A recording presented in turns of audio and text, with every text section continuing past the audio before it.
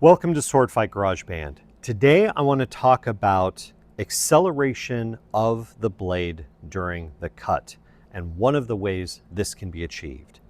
Now, anytime we're fencing, we are engaging in a game where we are trying to give our fencing partner the least information possible about what's happening with our attack, so that they will have the least chance possible of defeating whatever our attack is. And so when I throw a cut towards my fencing partner, they are going to be watching the line of that cut, they're going to be watching for the movement within my body, and their brain is going to start engaging in a calculus of how best they can defeat that attack. And so if I throw a cut towards my fencing partner, generally what they're going to want to do is parry or void or do something to either not be in the path of my cut or stop the path of my sword before it reaches a target area. One of the things that you can do to make their calculus in trying to intercept your blade more difficult is changing the speed of your sword. This can be done with how we grip the weapon. Typically with saber or one-handed weapons, when I'm striking with the latter third of the blade, I'm going to be in a handshake grip. My fingers are going to be wrapped loosely at the bottom. My pinky and ring finger might even float a little bit as I am fencing, but I'm going to have a fairly tight grip with my pointing finger, middle finger, and my thumb on the back of the blade, so that as I perform a cut, I have a good firm grip without over tightening my entire grip on the handle when I throw those cuts towards my fencing partner. But one of the things that I can do is, as I'm throwing that cut, I can keep my bottom two fingers or bottom three fingers fairly loose, and as the cut is coming towards my fencing partner, I can pull with those bottom fingers and accelerate the blade within my hand.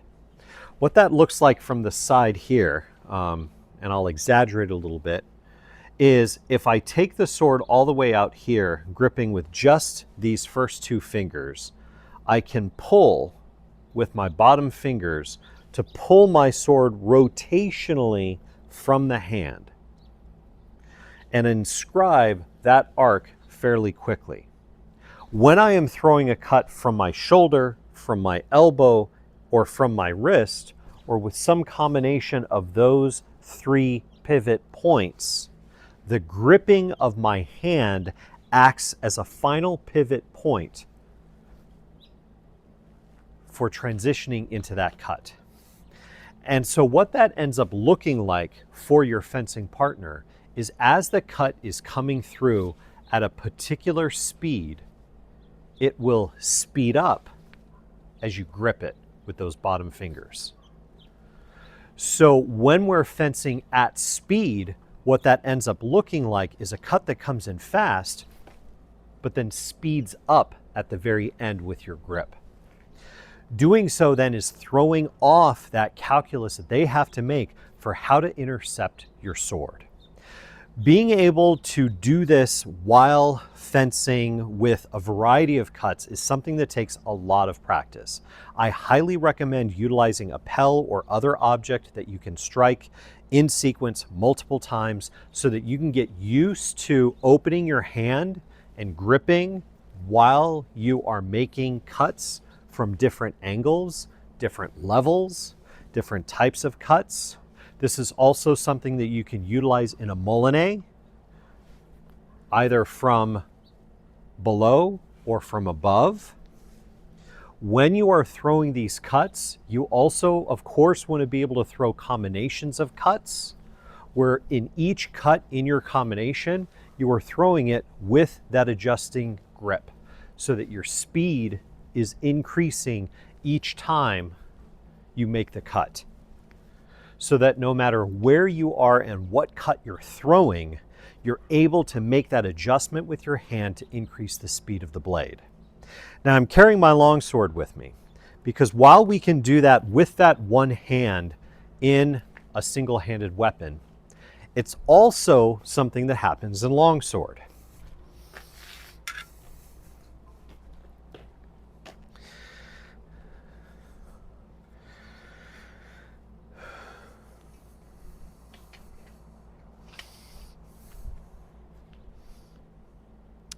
While I can make that happen when using a single-handed weapon, it's also something that can happen with a longsword. In longsword, though, I'm generally going to be utilizing two hands on the weapon. So I can make that change of grip with my forehand, depending on how heavy my longsword is and how that cut's coming in. But really, the best way to change the levering of the sword, instead of trying to do it with your bottom fingers, that's something that we end up doing with our bottom hand. So when I begin, for example, in Vom Tag, I'm going to throw a cut with the tip traveling first towards my opponent, but know that as that sword comes down, I can increase its rate of movement by pulling on the pommel or handle of the sword as I push near with my lead hand near the hilt. And so this will be something that we typically do very naturally without really thinking about it.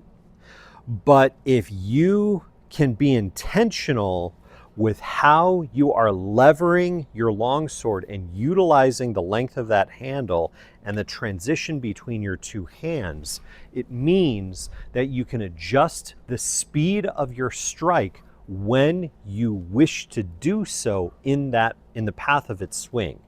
And the better you can control when you change the acceleration, the more varied your cuts can be. And that allows you to do more to foul up your fencing partner's instincts in trying to resist your cut or put something in the path of that cut.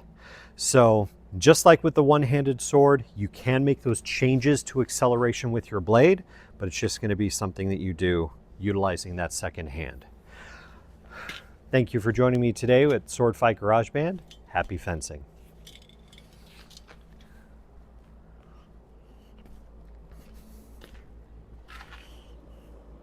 Thank you for joining me today at Sword Fight Garage Band. Happy fencing.